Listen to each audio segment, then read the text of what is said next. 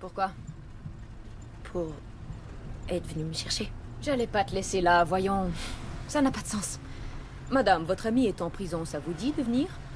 Je viendrai n'importe quand. Jamais je laisserai une amie pourrir en prison plus longtemps qu'il n'est absolument nécessaire. Et pour cette raison, je te remercie.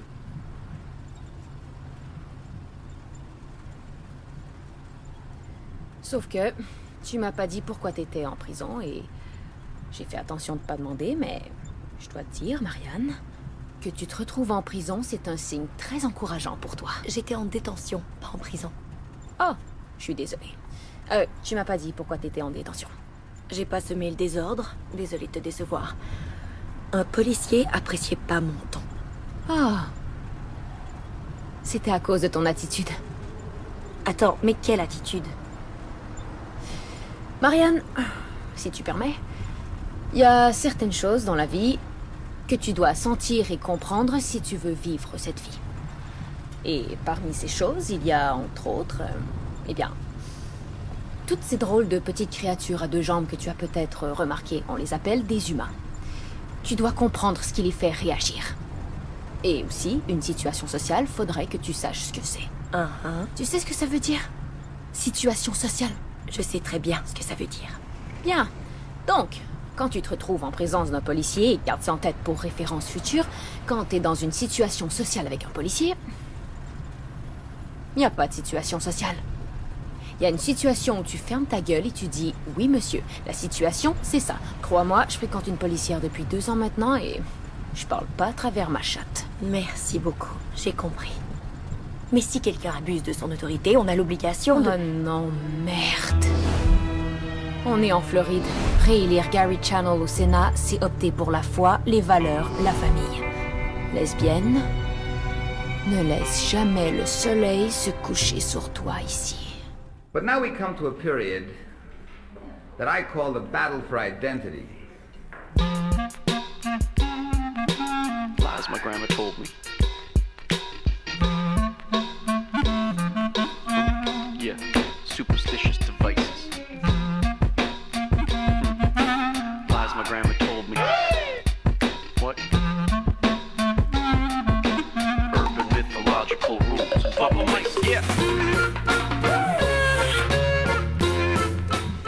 Salut les kids et bienvenue dans En attendant Godard, saison 16, épisode 29. Cette semaine, émission collée des timbres, sorcellerie, et c'est pas beau une ville la nuit.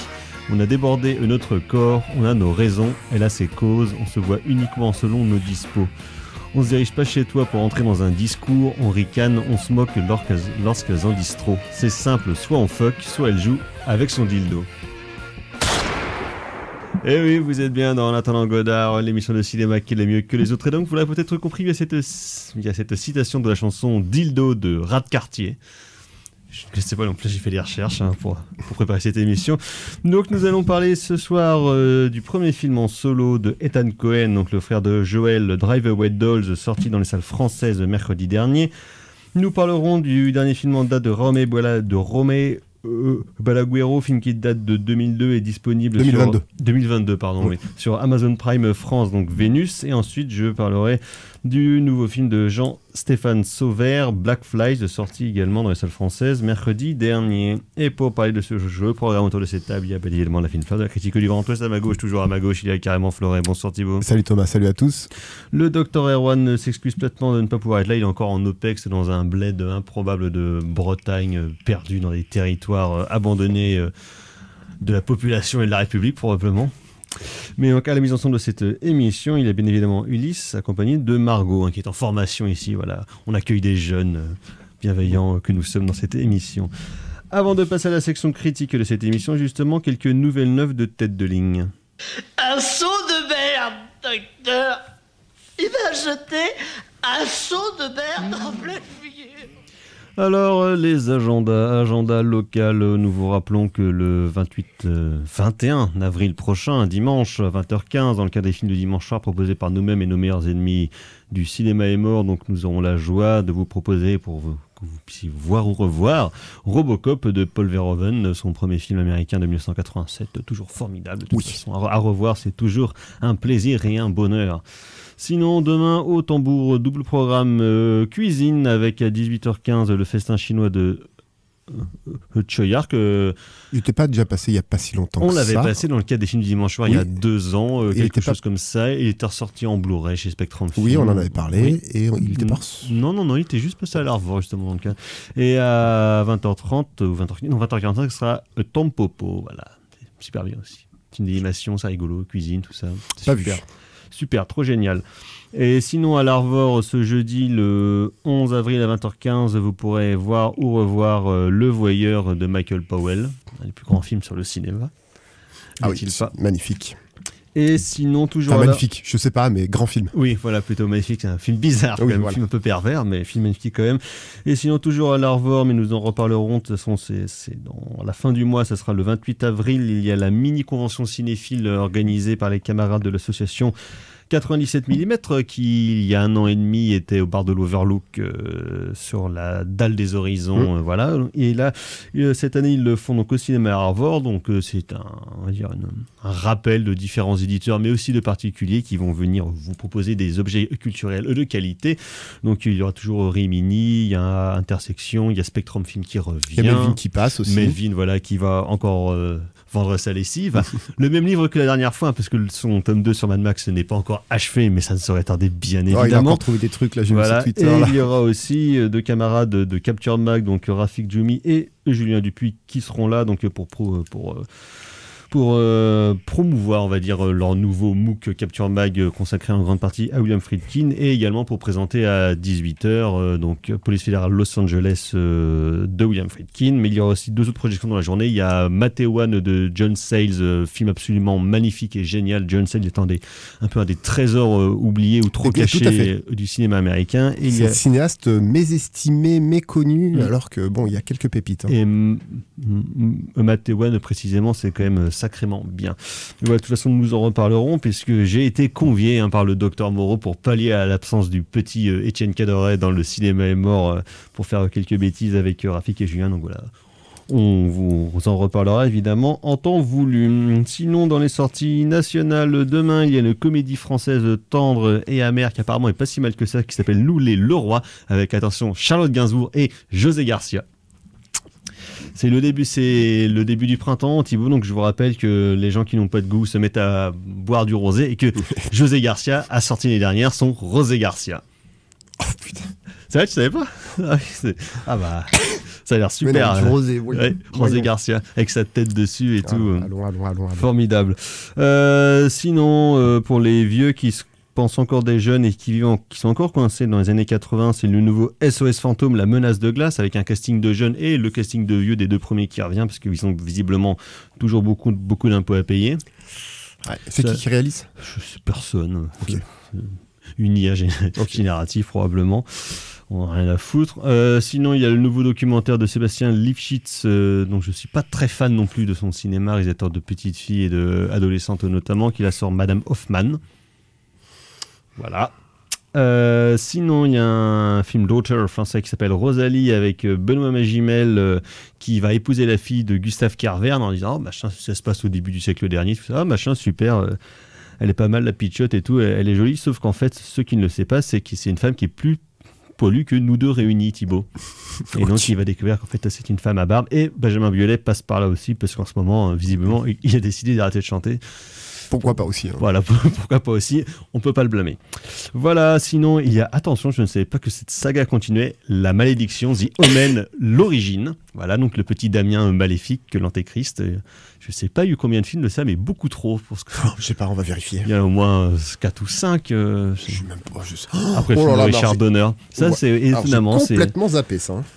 Les sagas d'horreur qui, étonnamment, continuent encore à vivre alors que tout le monde s'en fout. Mais un peu comme L'Exorciste ou les trucs comme ça. L'Exorciste, encore, l'Exorciste 2, il est bien, et c'est bien, l'Exorciste 3 est pas mal. C'est le William Peter Blatty, le 3e, et le 2e, c'est Boorman, ouais. J'aime bien le 2e, moi. Moi aussi. Malgré ce qu'on dit Friedkin. Sinon, il y a le nouveau film de Ryusuke Hamaguchi, réalisateur de Drive My Car, qui a eu son petit succès il y a 2 ans, qui s'appelle donc n'existe pas. Alors déjà, c'est faux. Hein, le mal existe, donc je suis désolé. Et sinon, demain, il y a 2 reprises. Un film qui était sorti directement sur Disney+, mais qui n'était pas sorti en France en salle. C'est l'avant-dernier Pixar, Luca. Pas mal, j'en ai aucun souvenir, mais dans mon souvenir c'était mignon. Et sinon, pour toi Thibaut, parce que tu aimes la chanson, il y a la ressortie des choristes de Christophe Baratier, le film de 2003 ou 2004. Restauration 4K. Probablement pour entendre les voix cristallines de Jean-Baptiste Monnier et de Gérard Jugnot dans ce film Pétanis, où il y a aussi notre camarade de caméra, donc ça c'est cool, mais voilà, j'en ai aucun souvenir non plus. J'ai vu en salle à l'époque. Il y a 5 films et un téléfilm de La Malédiction. Ah bah dis donc, pétard. Voilà. Ça demanderait une rétrospective. Exactement. Hein. Donc voilà, c'est les sorties. On ne parlera pas du tout de ça la semaine prochaine, parce qu'il y a quand même des choses beaucoup plus intéressantes dans la vie, comme le western par exemple. Et nous allons passer à la section critique de cette émission, et nous allons nous diriger vers Tallahassee, Florida, dans un Blue Bayou.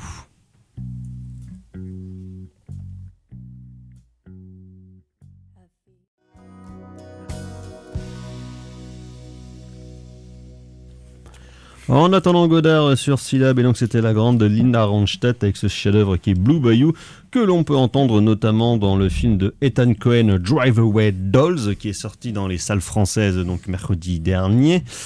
Et donc c'est le premier film en solo de Ethan Cohen sans son frère Joel. Il y a 2 ans, Joel avait réalisé Macbeth avec Denzel et Frances McDormand.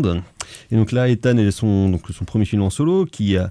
Avant, il avait toujours travaillé sur les films de son frère comme producteur et comme scénariste, et à partir de 2007, officiellement comme metteur en scène des films, à partir de No Country for All Men, je crois. Donc c'est la première fois qu'il avait un crédit de coréal. Et donc là, son premier film en solo qu'il coécrit avec sa femme Tricia Cook, qui est la mère de ses 2 enfants. Ils sont mariés. Qui est la monteuse également. Et qui est la monteuse des films. On en reparlera du montage. On en reparlera du montage. Et donc le film met en vedette la toujours super chouette Margaret Qualley, la fille de Andy McDowell, rappelons-le, voilà. Quelle belle famille quand même. Et donc Margaret Qualley et Géraldine Viswanathan, donc 2 jeunes femmes qui est à la fin du XXe siècle, puisque le film se passe en 1999, et ça, on en reparlera pour des questions formelles. Donc sont 2 copines lesbos, ou goudou même, comme ils le disent dans le titre à la fin du film, Drive Away Dykes, donc en vadrouille goudou, en gros, en attendant goudou. Et ben voilà, on a le titre de l'émission. Voilà. Margaret Qualley donc se fait larguer par sa meuf flic parce qu'elle l'a trompé, et au même moment donc sa pote Marianne doit partir à Tallahassee, Florida. Ils partent du nord du pays pour aller voir sa tante de Pennsylvanie. Donc Margaret Qualley en profite pour s'incruster. Ils prennent une voiture de location, sauf que lors d'un convoyage, voilà.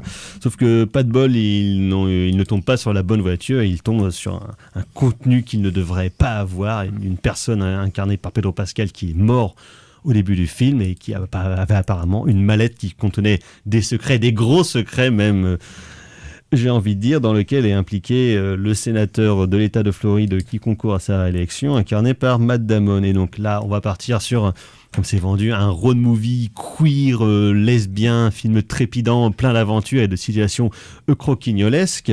Donc comme je disais, le film a été coécrit par Tricia Cook, qui est elle-même une réalisatrice queer, et justement, on va dire ça, comme il disait, ils sont dans un mariage non conventionnel, chacun ayant, on va dire, une liberté de relation avec tout le spectre de genre possible et imaginable. Et donc, ce qui a apparemment les dédouanerait de cette comédie lesbienne potache et comment dire, un peu lourdeau, voire gênante. Facile, voilà. Pétri donc d'effets de style, de réal et de scénario, dont effectivement on a l'impression qu'ils ont 25 ans. Le film donc se déroule en 1999, et effectivement on a l'impression que le film sort de 1999, où après le succès de Pulp Fiction de Tarantino en 94, on avait pendant plus de 10 ans toute une palanquée de sous-Tarantino avec des personnages un peu excessifs qui font des dialogues référentiels qui à la fois sont sarcastiques et en même temps ironiques, ou par le biais de l'humour, on va dédramatiser chaque potentielle situation dramatique, ce que ne faisait pas toujours Tarantino, mais ce qu'en tout cas tous ces photocopieurs ou bien ces suiveurs ont mis en place, que ce soit dans le polar, dans la comédie, dans le film d'action, tout ça. Non, évidemment, le pire avatar est Guy Ritchie, toujours des mauvais coups, puisqu'il continue de sévir. Et c'est vrai que du coup, le film a vraiment ce caractère anachronique presque, à la fois dans sa vulgarité et dans sa construction même. Ouais, par où commencer? Alors, on peut peut-être commencer par la trajectoire d'Ethan Cohen, en fait, parce que autant Joel Cohen, quand il a fait son Macbeth, alors c'est un film que j'avais moyennement aimé, mais et tu voyais le côté très mise en scène, très sérieux, cérébral. Voilà, il y avait un côté cérébral, il y avait un côté expérimental, il y avait un côté radical, un petit peu arty, mais néanmoins il y avait un vrai projet radical, mise en scène ultra léchée, noir et blanc de bourrin, cadrage impeccable, et voilà, tu voyais que Joel Cohen voulait en fait pousser les potards d'une mise en scène qu'il a initiée depuis le début de sa carrière, et là il a voulu aller jusqu'au bout. Dans un truc très maîtrisé, comme on trouve justement dans les Cohen qui, on va dire, formellement sont les plus costauds, comme dans The Barber, comme dans The Country for All Men. Voilà, The Barber par exemple, voilà, c'est vraiment un de mes Cohen préférés, The Barber, et oui, là on est un peu dans cette logique, et en fait voilà, c'est comme s'il poussait les potards avec Macbeth, c'est comme si Joel Cohen avait poussé les potards de The Barber. Ici, Ethan Cohen, en fait, il régresse, en fait. Au lieu de pousser les potards à 11, il les pousse à moins 11. Ouais, parce que t'as l'impression que c'est le côté le plus régressif des Cohen à la Lady Killers ou Burn After Reading, tu vois ce que qui sont pas les meilleurs films des Cohen, surtout Lady Killers, j'ai un peu de... Voilà, Burn After Reading, c'est rigolo. Ouais, voilà, ça passe. Mais ici, je sais pas, c'est un film déjà qui est chiant. Il fait 1h24 et il est chiant. Donc ça, je me suis endormi au cinéma. Ouais. Donc ça, c'est déjà un problème. C'est un film qui a des choses... Pourtant, qu'il y a des choses intéressantes. Alors certes, il y a 2-3 cadrages qui valent vraiment le coup. Les acteurs sont assez bons, globalement. Une bonne énergie, voilà. Surtout le côté, le double côté buddy movie, j'en reviendrai, fonctionne plutôt bien. Voilà, les acteurs sont très compétents. Et il y a une chose à sauver dans ce film-là. En fait, c'est le double road movie qui énerve le métrage. Autant il y a le road movie. Alors j'ai des quintes de tout. Je préviens les auditrices et les auditeurs. C'est un peu relou pour parler, mais il y a le road movie, en fait, c'est un double body movie. Il y a le road movie de ces jeunes femmes qui, en fait, au début, s'apprécient. Camarades. Voilà, sans plus, on va dire, voilà, elles sont juste potes. Et puis il y a une liaison plus forte qui va s'immiscer au fur du récit. Et parallèlement, il y a les deux pieds nickelés, en fait, qui sont censés les suivre, eux qui forment une vraie équipe, et équipe qui va se déliter au fur et à mesure du film. Donc voilà, à ce niveau-là, c'est comme si on était sur une route à double sens. En fait, et puis il y en a un qui va vers le sud et l'autre qui va vers le nord. Du moins, ça va en sens inversé. Donc ça, c'est plutôt agréable. Tu sens qu'il y a une vraie idée de construction, même si elle est... Peut-être que je paraphrase et peut-être que je veux sortir une qualité du film. Mais voilà, c'est pas non plus hyper exploité. Et puis, il y a tout le côté, il y a tout le côté formel. Tu parlais des dialogues qui sont référencés, qui sont même auto-référencés à d'autres films. Bon... voilà, on est en 2024, faut peut-être passer le postmodernisme. C'est déjà de grandir. Voilà, faut passer à autre chose. Il y a des cadres qui sont sympathiques, voilà, formellement, il sait à peu près tenir une caméra, ou du moins son directeur de photo. Et puis il y a le montage. Le montage, c'est un montage de type iMovie. C'est incroyablement ringard. Que tu fais sur ta tablette quand tu fais tes premiers films quand tu as 15 ans. Quand tu fais tes montages TikTok. Ouais, c'est improbable. Les effets de transition avec l'image qui secoue, qui rebondit, des espèces d'effets Ken Burns là, tout dégueulasse. Enfin, c'est improbable, c'est nul. Tu sens qu'il y a vraiment aucune idée de ce que peut être le montage. Et en fait, ce sont des effets qui sont tellement choquants qui forcément t'exclut du film. Ouais, te sortent. Ça te sort du film parce que les transitions, ça se la veut cool, ça se la veut pétillant, ça se la veut léger. Mais non, en fait, c'est juste has-been. Le problème, c'est que c'est ça. C'est que c'est juste has-been. Et has-been encore plus, et là c'est vraiment le gros nœud du problème, c'est la représentation des scènes de sexe. On a l'impression que ce film-là est un film qui se veut queer, mais qui est filmé par un vieux homme blanc crapuleux Un vieux dégueulasse. de 50 ans qui fantasme ce que peut être une relation homosexuelle féminine. Surtout que sur la présentation, c'est quand même hyper bizarre parce que à la fois, t'as l'impression qu'il veut en montrer beaucoup, mais tout en étant en même temps en ayant l'air de pas y toucher. C'est-à-dire qu'il y a, au bout d'un moment, quand tu fais un truc comme ça, ou t'es radical, ou alors tu laisses de côté. Quoi. Alors, il y va pour certains sexes, mais à un moment, faut arrêter de déconner. Une scène de sexe féminine, les femmes n'ont pas besoin d'une grosse bite. Enfin, au bout d'un moment, faut être clair et net. Un énorme godemiché. Et d'où le contenu de la mallette qui est ultra problématique, parce que je spoil, le contenu de la mallette, c'est 4 moulages de bites. Autant faire comme Tarantino dans Pulp Fiction, avec le contenu de la mallette, autant tu le gardes secret. Il y a un plan qui arrive, qui éclaire les acteurs dans Pulp Fiction, qui s'illumine dans Pulp Fiction. Là, il y avait un truc, il y avait un côté... il y avait un côté un petit côté mystérieux, un petit côté Hitchcockien un petit peu aussi. Ici, non. Il nous sert le truc, c'est des grosses bites, et après, les femmes, oui, ça au fait final, juste la blague. Et en fait, il nous dit en fait que les femmes, pour avoir du plaisir, sont obligées d'avoir une bite, même si elles sont lesbiennes. On est en 2024, c'est plus possible de représenter du sexe à ce niveau-là. Ça en devient en fait gênant, alors que la famille Cohen, je prends la famille Cohen, qui est une famille qui est au fait un petit peu des sujets, qui a su filmer un petit peu qui a su filmer la société américaine, qui a su filmer les mœurs. Ici, qu'est-ce qu'il fait, quoi? Mais qu'est-ce qu'il fait? Il nous sort son vieux fantasme crapoteux, libidineux, mais nul, mais c'est nul. Et c'est surtout problématique, en plus d'être gênant. Alors les actrices, elles font bien ce qu'elles peuvent, mais moi, le truc qui m'a achevé, c'est le dildo accroché au mur. Ah oui. Tu fais, mais arrête, s'il te plaît. Enfin, c'est juste pas possible. Et en fait, qu'est-ce que ça donne de la vision d'une relation charnelle féminine? Ça donne quoi? Un buffle, il faut une bite.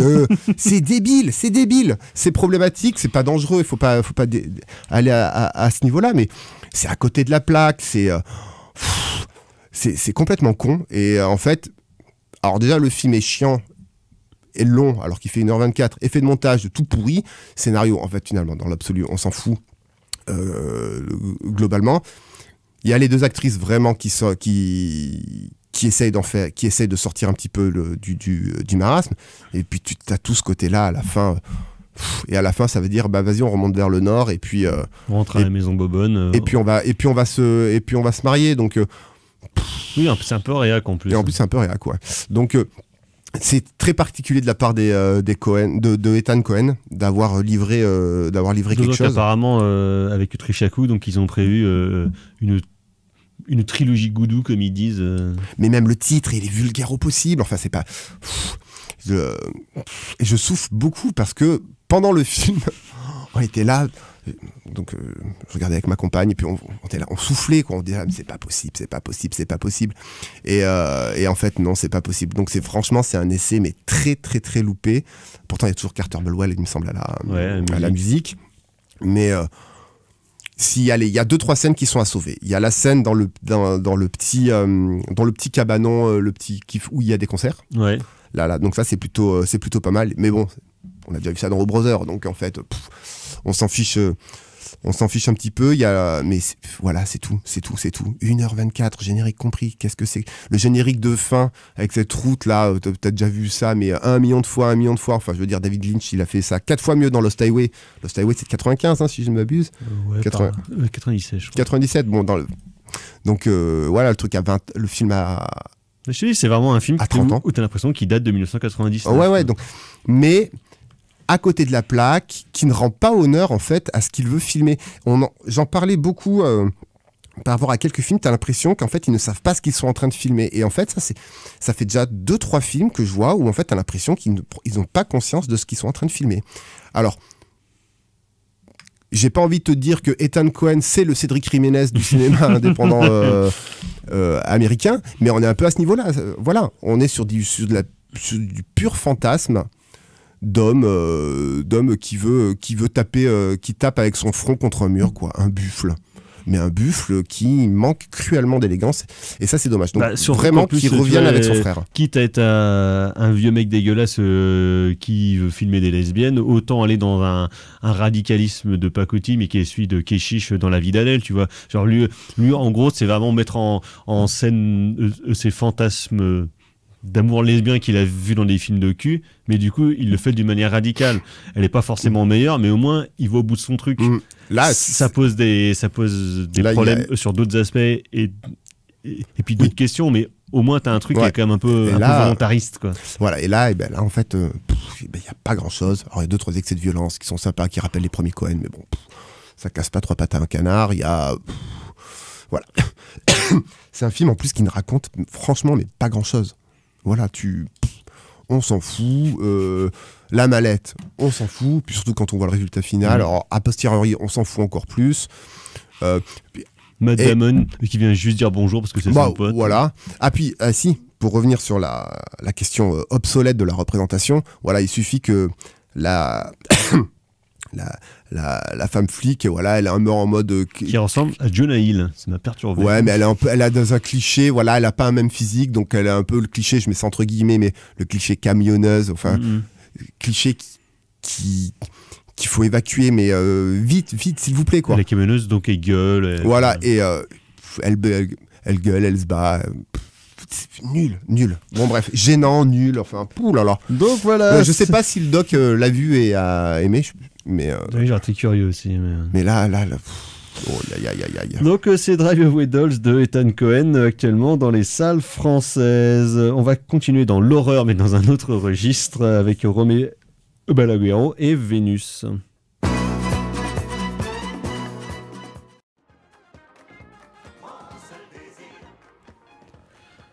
En attendant Godard sur Syllab, donc c'était Sacha Distel avec Vénus qu'on pouvait entendre dans un épisode de la série noire sur Antenne 2 dans les années 80, mais je ne sais plus quel épisode. Et donc de Vénus, il en est question à l'occasion de la disponibilité sur Amazon Prime France du dernier film en date de Jaume Balaguerro, donc Vénus, film de 2022 qui faisait partie d'une anthologie de films d'horreur. On a parlé de l'avant-dernier film de Alex de l'Iglesia il y a 2 ou 3 semaines, de Venetia Frenia. Donc on va continuer un peu sur cette mise à jour sur les... Je ne dirais pas ancienne gloire, mais metteur en scène espagnol des années 90, voilà, qui maintenant sera un peu justement donc des darons. Romeo Balaguerro, bien évidemment, connu à la fin des années 90 et début des années 2000, à l'occasion en 99 de la sortie de son premier long métrage La secte sans nom, suivi de Darkness en 2002, qui était très bien dans mon souvenir. Dans mon souvenir aussi. J'ai pris ça depuis longtemps. Suivi de Fragile, et qui surtout a acquis une reconnaissance internationale, on va dire, avec la trilogie des Recs qu'il a co-réalisé avec Paco Plaza, dont lui non plus d'ailleurs, on n'a plus beaucoup de nouvelles de Paco Plaza. Il y a 4 Recs. Il y a 4 Recs. Oui. Ah bah, il n'a pas fait le 4e alors. Paco Plaza qui avait sorti un film d'horreur il y a 2 ans, Abuela, où c'était genre une vieille qui faisait peur, et on disait jamais on ira voir ça. Déjà c'est des vieux, c'est un film d'horreur, c'est genre mon dieu, double peine quoi. Et le dernier film que j'avais vu moi dans mon souvenir de Romeo Balaguerro, ça date d'il y a 13 ans déjà, c'était Malveillance, qui était plutôt un thriller avec l'excellent Louis Tossard. Et donc Balaguerro, le Yannick Dahan français, hein, c'est un peu espagnol, c'est un peu son sosie, mais qui est donc plutôt spécialisé dans les films d'horreur, mais pas forcément dans les films d'ambiance avec quelques effets gore, notamment à partir des Recs. Et donc là, Vénus, ça nous conte l'histoire d'une jeune fille qui est gogo-danseuse, on va dire, dans un club à Madrid. Elle tombe comme par hasard sur un paquet qu'elle ne devrait pas avoir, qui est plein d'ecstasy. En tout cas, ça ressemble vachement à de l'ecstasy quand même. Après, je dis ça par on dit, bien évidemment. Et donc, elle va se réfugier chez elle, de ses relations avec sa voisine. Chez sa sœur. Chez sa sœur, c'est ça, oui. Donc, truand pas content, truand vouloir récupérer paquet, truand investir tour, truand foutre le bordel. Et donc, d'une intrigue de polar pendant la première demi-heure, on va dire, malgré quelques éléments qui sont installés de ci, de là dans le récit, le film va après bifurquer vers plutôt le cinéma fantastique et puis le cinéma d'horreur, dont la principale référence thématique et puis esthétique sera le cinéma de Dario Argento, notamment les films de la trilogie des mers, donc Inferno, Suspiria et La Terza Madre, le fabuleux Terza Madre en 2007, parce que donc on va donc plutôt dévier vers une histoire de sorcière, presque un genre de possession, mais en tout cas avec des vieilles sorcières maléfiques qui attendent leur élu pour aller foutre le sbeul sur la terre, en gros. Voilà. Alors, Thibaut. Eh bien moi, Raume Balagoro, c'est un cinéaste que j'ai toujours apprécié. Alors, il faudrait bien sûr que je revoie, ça fait très longtemps que j'ai pas revu la secte sans nom fragile et Darkness. Mais j'avais été très très très impressionné par les Rec. J'ai pas vu Rec 4, mais moi j'ai vu que le premier, mais ça m'a fait trop peur, après j'ai arrêté. Et même le Rec 3, on en avait parlé ici dans Rec Apocalypse. À la radio, il me semble, de Rec 3. Exact, ouais. Et j'avais bien aimé le parti pris en fait qui changeait un petit peu, c'est un petit peu le contre-champ du dispositif de Rec 1 et Rec 2, mais en tout cas Rec 1 était un pur roller coaster horrifique. Ah là là, incroyable, avec une séquence finale hallucinante. Je dis ça, j'ai pas vu la moitié du film parce que mes mains étaient devant mes yeux. Mais... Et du coup, je suis content de le retrouver, Raume Balagoro, avec ce Vénus qui clairement ne fait pas partie du top de sa filmographie, mais néanmoins, c'est un film que j'ai envie de défendre. Et j'ai envie de défendre en fait Raume Balagoro parce que, alors, en effet, pardon, le film commence un petit peu en mode thriller, l'histoire de drogue, d'argent, de petites amines mais on sait comment les revendre, tout ça, machin. Oui, mais la drogue aura son importance à la fin pour... Ah oui, parce que là, franchement, c'est quand même hyper cool, la fin. Mais... Donc au début, voilà, en fait, il n'y a rien de nouveau à ce niveau-là. La scène de boîte de nuit est plutôt sympathique, la scène de danse est plutôt sympathique, même si la musique est dégueulasse, mais bon, on est dans un club en Espagne, donc forcément, c'est dégueulasse. Oui, a priori, on n'aura quand même pas de la bonne musique. On a quand même loupé, on a échappé quand même au remix dégueulasse de Seven Nation Army, qui résonne dans tous les stades en Espagne. Ouais. Donc voilà, au moins on a loupé ça. Disons que l'Espagne et le bon goût, quand même parfois c'est... Il y a très bonne musique en Espagne. Oui, quand même. mais du coup... mais pas dans les clubs. Donc voilà, et il y a quelque chose, déjà, il y a deux, trois éléments qui sont vraiment très très intéressants. Il y a d'abord le directeur du club, on va dire ça comme ça, pas le sous-fifre un peu crétin, mais on va essayer de pas trop divulgacher, mais il y a le directeur du club, il y a quelque chose qui se passe finalement très rapidement, c'est le changement de point de vue qu'il opère vis-à-vis de ce personnage-là. Au début, tu vas croire qu'il va aller essayer de choper Lucia, parce que c'est le prénom du personnage principal, qui va essayer de choper Lucia et de lui faire sa fête et de récupérer un petit peu le magot. Et en fait, il y a un changement d'axe, il y a un petit pas de côté qui est fait, qui amène beaucoup d'empathie envers ce personnage, parce que de l'empathie envers Lucia, t'en as directement, clairement. Tu sens que Raume Balagoro aime... C'est le seul perso un peu sympathique en plus. Tu sens qu'il aime Lucia, mais en fait, tu te rends compte qu'il va pouvoir aimer également ce personnage du directeur de la boîte de nuit. Donc ça, c'est très intéressant. Et pourquoi, en fait, on va commencer à avoir de l'empathie ? Parce que, en fait, au-dessus, il y a encore un autre méchant, et un autre méchant qui est introduit en mangeant. Moi je trouve ça toujours hyper cool. Et là il y a une histoire de churros qui se passe. Oui, c'est vrai, et moi je trouve ça hyper sympa, une scène de resto avec un churros où là tu le vois, il est en train de renifler les churros. Mais un peu écœurant les churros en plus. Ouais, mais non, ils sont pas bons les churros, tu vas dire à machin de revenir me les faire et tout ça. Et là je trouve que ça fonctionne à mort. On a un vrai bad guy ici, rien qu'en mangeant des churros, des mauvais churros, il arrive à personnifier le côté vraiment bad guy du truc. Mais... Bad guy, bad gamme. Bad guy, bad gamme. Parce qu'en fait, les bad guys, ça va être des bad girls ou des bad grandma. Oui. Plus tard. Mais en fait, tout ça, comme tu le disais, ça va un petit peu disparaître parce qu'on va petit à petit rentrer. Clairement, le centre du film, on est sur du fantastique. Il y a des visions, il y a des rêves, des cauchemars. Tu sais pas trop ce qui se passe, un petit peu.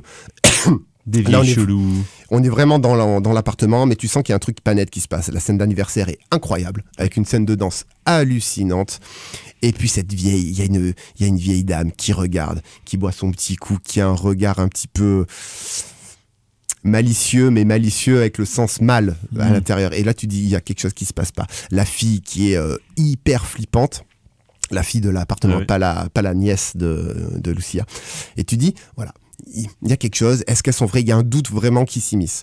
Et ça, c'est intéressant. Et Ramé Balagueró, étant tellement amoureux du cinéma de genre, croyant tellement à son projet, étant vraiment tellement premier degré, il va encore faire un pas de côté et il va aller exploser les potards pour se terminer dans un pur film d'horreur possession. C'est que d'un coup ça part avec le cosmos, avec une meuf obèse à poil qui sort de la salle de bain, quasi Lovecraftien, et puis il y a les astres qui se mettent, il y a parce qu'on entend en fait, il y a une, alors les effets d'astres là sont un peu dégueux, mais bon, on entend à la télé, il y a une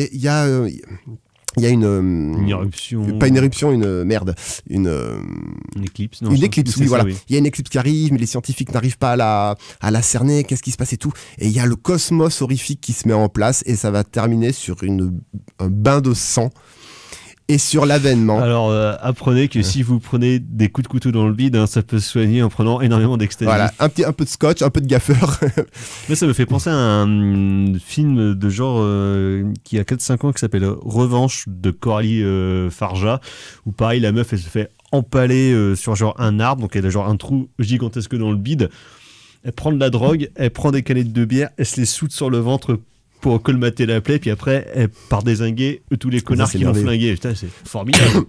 Et du coup il pousse vraiment les potards loin, parce qu'il y a des vraies scènes avec une vraie brutalité, des effets gore qui sont très très appréciables, qui sont bien dégueulasses, qui sont vraiment bien dégueulasses, et puis l'avènement d'une espèce de super héroïne.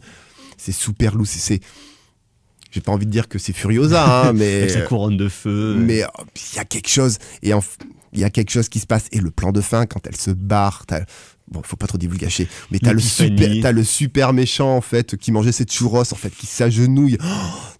Il y a quelque chose, de premier degré, il y a une vraie croyance en la puissance évocatrice du cinéma d'horreur. Alors on pourrait faire les cyniques, on pourrait dire oui c'est trop long. Clairement le film est trop long, hein. Il fait 1h40 et il y a vraiment quelques longueurs. Oui, ça pourrait passer un peu cheap, parce qu'au final, le film est tourné dans trois scènes, hein, enfin dans 3 espaces.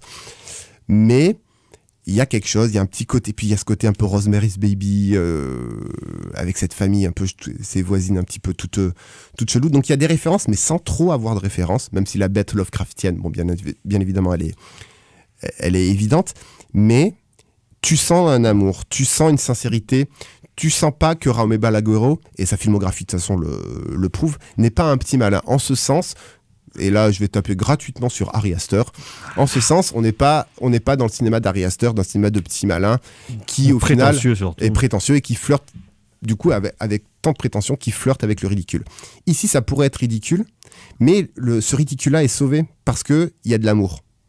Et en fait il y a de l'amour dans un genre, et il y a de l'amour envers un personnage principal féminin qui est Lucia, et qui se termine magnifiquement bien, en plus avec la mise à genoux de l'homme riche qui veut faire un petit peu sa loi et tout ça. Tu sens en plus qu'on le voit dans le film qu'il la contrôle un petit peu sur tous les petits malfrats de Madrid et tout ça et machin. Et en fait non, ce mec là il va bien fermer sa gueule et il va se mettre à genoux, parce que c'est qui la daronne? La daronne c'est Lucia, et ça fait vraiment plaisir. Donc voilà, c'est Vénus de Ramé Balagueró, disponible sur Amazon Prime France. On va retourner dans les salles obscures et à New York avec une ambulance. Where to, mec?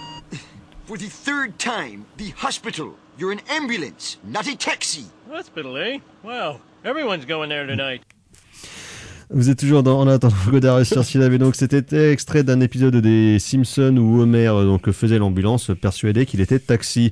Et donc d'ambulance, il en est question dans le nouveau film de Jean-Stéphane Sauvert, Black Flies aka Icefall City, sorti dans les salles françaises la semaine dernière et qui était au Festival de Cannes l'année dernière et qui met en vedette Ty Sheridan, donc le jeune homme qui jouait dans Mud, dans Ready Player One, tout ça, et cette vieille baderne de Sean Penn qui a la gueule toute ridée, qui ressemble de plus en plus à un Sharpay qui surjoue comme s'il était à balle de coke ou qui était juste Sean Penn justement.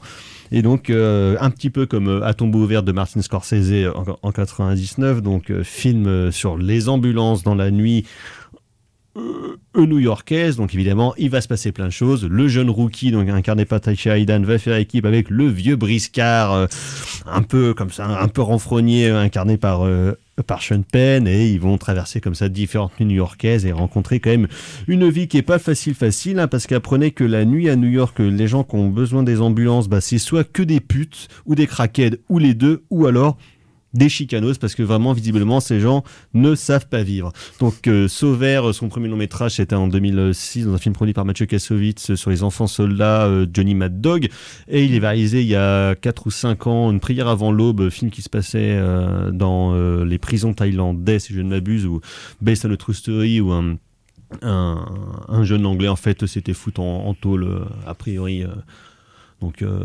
pour des raisons non légitime, et donc il avait dû apprendre à faire la bagarre pour survivre, et il avait fait la bagarre comme ça, pif paf. Et donc Sauvert, lui, dans beaucoup de ses entretiens, dans la manière dont il travaille, il aborde, comme il le dit, par le prisme du réalisme et par le prisme d'un travail documentaire justement qui serait extrêmement poussé, on va dire très proche de la réalité. Et le film, effectivement, dans sa mise en scène en tout cas, se voudrait être un peu comme ça. Et dès la première scène, je me suis dit ah putain, ça n'a pas intérêt d'être comme ça tout le long, parce que sinon ça va pas tenir, et après c'est encore pire. Donc c'est à dire qu'il y a vraiment ces effets de caméra à l'épaule, comme on faisait des films pseudo-reportages il y a 20 ans. Paul Greengrass. Ouais, voilà, c'est ça.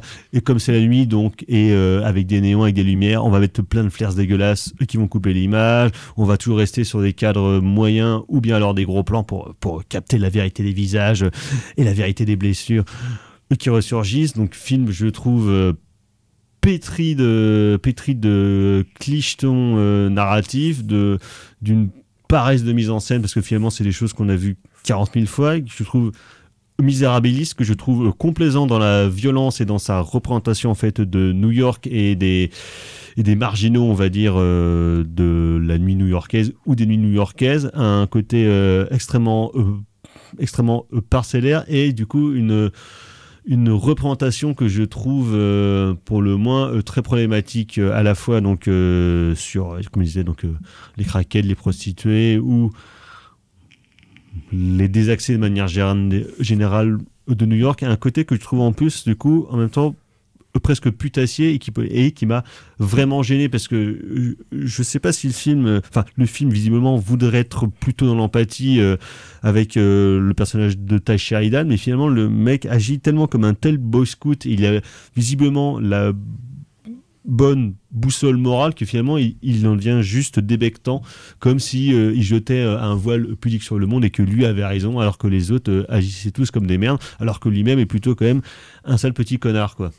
Ouais. Donc j'ai trouvé ça assez dommageable, parce qu'on avait parlé il y a 1 ou 2 mois du dernier documentaire de Jean-Charles Hue, The Soil Dove of Tijuana, et j'ai l'impression que Jean-Charles Hue c'est tout ce que voudrait être Sauvert justement, parce que Jean-Charles Hue filme aussi des gens qui ont des vies quand même pas très faciles, on va dire, mais chez Jean-Charles Hue, il y a toujours une vraie distance et accompagné d'un vrai respect dans son filmage. Alors que chez Sauvert, tu as plus l'impression qu'il aborde ça comme un ethnologue finalement, qui va aller voir un petit peu les sauvages chez eux, comment ça se passe, voilà, un genre de zoo humain, mais qui serait la ville de New York maintenant. Donc j'ai trouvé ça assez complaisant, voire putassier, certains diraient presque merdeux. Donc moi, en plus comme le film est quand même relativement long, hein, c'est 2h05 bien tapé, quand c'est Martin Scorsese avec À tombeau ouvert, pour le coup ça passe vraiment hyper vite, parce qu'il a les persos et il a un scénar donc de Paul Schrader qui raccorde avec l'énergie en fait qui est demandée dans le film, alors que là chez Sauvé, en plus j'ai l'impression que ça pédale vachement dans la smoule, et que le film dans sa construction et dans ses différentes scènes se répète vachement. ce qui était quand même assez compliqué à suivre et assez long. Hein. C'était une séance quand même assez douloureuse et qui en plus est accompagnée d'une musique pompière qui va surjouer les violons dans les moments dramatiques. Ah là là, le petit chien est mort, ah là là, machin, la pute elle a perdu son bébé, ah bah non en fait il est pas mort parce que c'est juste que Sean Penn c'est vraiment un sale con et qu'il a vraiment une tête de merde là, c'est pas possible.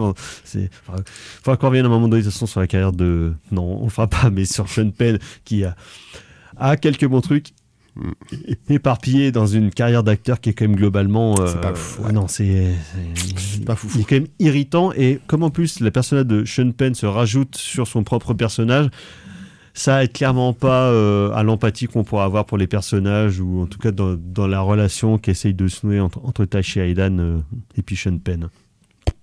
Donc voilà, c'est Black Flies de Jean-Stéphane Sauvert actuellement dans les salles françaises. On va passer au coup de cœur. C'est de la merde. C'est de la merde.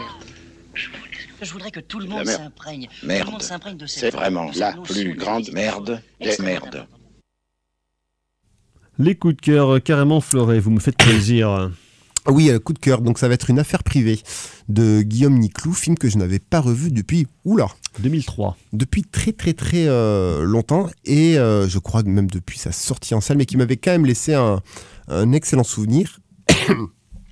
Et en fait, en le revoyant, je me suis dit que vraiment, c'était vraiment... Il faut se remettre dans le contexte de 2003. À l'époque, et en relisant un petit peu 2-3 papiers de l'époque, c'est que le polar français se patinait sacrément. Ah ouais. En fait, hein, Six-Pack et compagnie. Voilà, c'était pas super. Et arrive Guillaume Niclou, donc qui est sorti du Poulpe, hein, si je ne m'abuse. Ouais, il avait fait le Poulpe et après Une affaire privée, c'est le premier de sa trilogie polardeuse avec cette femme-là et puis La Clé.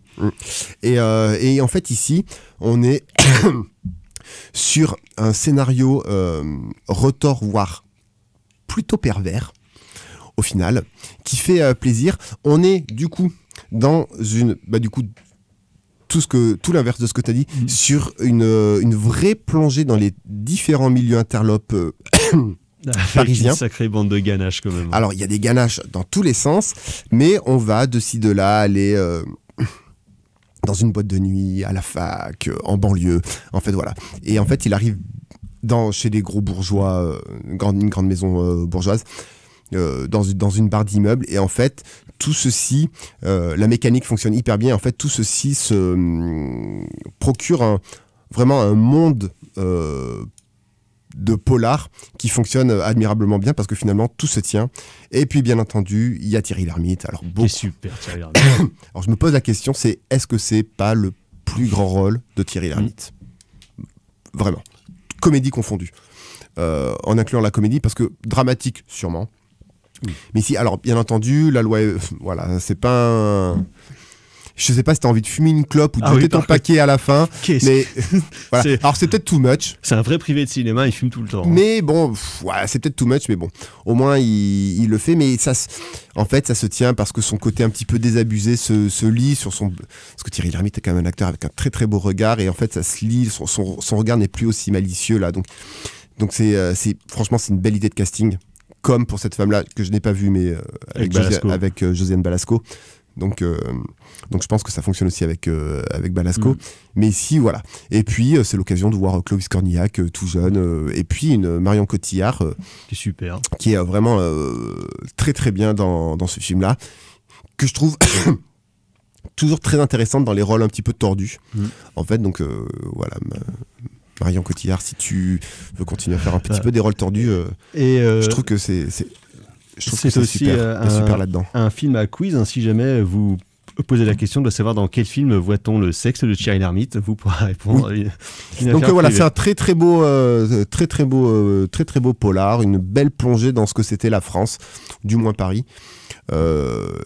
en 2003. Et puis voilà, en fait, un coup de pied dans la fourmilière du cinéma de genre français qui était à ce niveau-là, à cette époque-là, un petit peu floppy-floppa.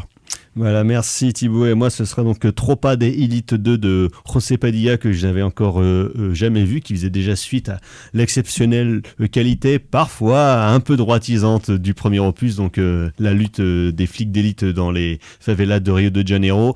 Le deuxième est encore un cran au-dessus, parce qu'après s'être attaqué au voyou, là on s'attaque au col blanc. Donc il y a parfois un côté un peu naïf dans la prise de conscience du héros, mais qui est impeccablement bien faite. C'est tendu comme tout, c'est politique, c'est vénère, ça défouraille tout le monde. Un énorme kiff. Revient Rosé plutôt que de faire des Robocop pourris aux USA. D'ailleurs, depuis, il a pu tourner. Mais... Ah, c'est lui. Oui. Ok. Ouais. Donc voilà, c'est absolument formidable. Merci carrément Fleuret. Merci Ulysse et Margot la mise en son de cette émission. On se retrouve la semaine prochaine pour parler de sujets qui ne supportent pas le tourisme, donc de western. D'ici là, portez-vous bien. Prochaine émission, prochaine édition. Ciao, bonsoir. Salut.